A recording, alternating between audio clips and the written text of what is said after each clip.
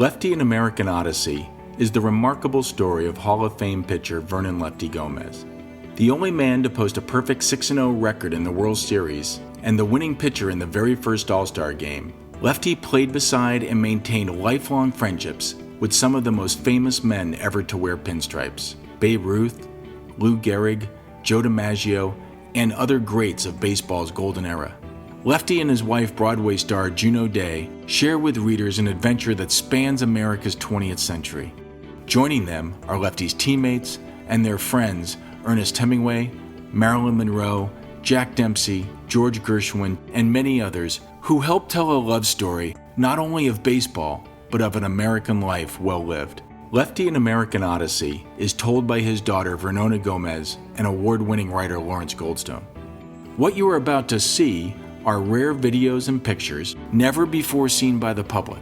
These are the personal films of Lefty and June, which were discovered by Lefty's daughter Vernona Gomez while writing the book LEFTY An American Odyssey. It's a wonderful thing to be part of a baseball family and the bigger world that is baseball.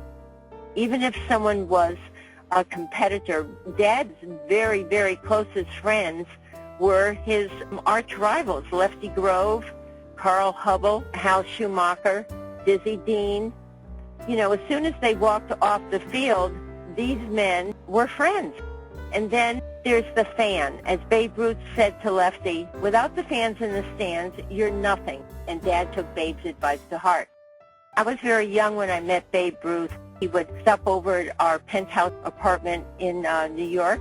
He was just a very huggable man, and I would bounce on his knee. I remember the dog jumping over my head, and he was laughing, and he thought that was a great trick, so I would have our dog do it again. I mean, just to hear him laugh. He was a very warm individual.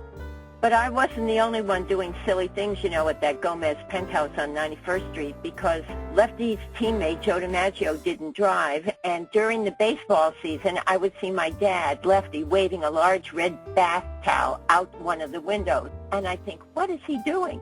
What he was doing was he was telling Joe at his apartment on 83rd Street that he would be by in about 10 minutes to pick him up for a ride to the stadium. And Joe would wave a green towel out of his window that he'd be waiting on the curb. I've known Joe DiMaggio all my life. Down at spring training as a child, I made sandcastles on the beach with him, and it was a great joy for he and I to get together and talk about those days when Lefty and he were roommates for 7 years on the Yankees and their lifelong friendship.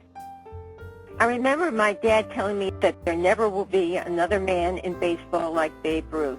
He was one of the all-time greats from the standpoint of performance, and Babe always had time for the fans, especially the kids. Lefty was born in the first decade of the 20th century and died just before the last decade of the century. And through that century, he reflected America as it was developing.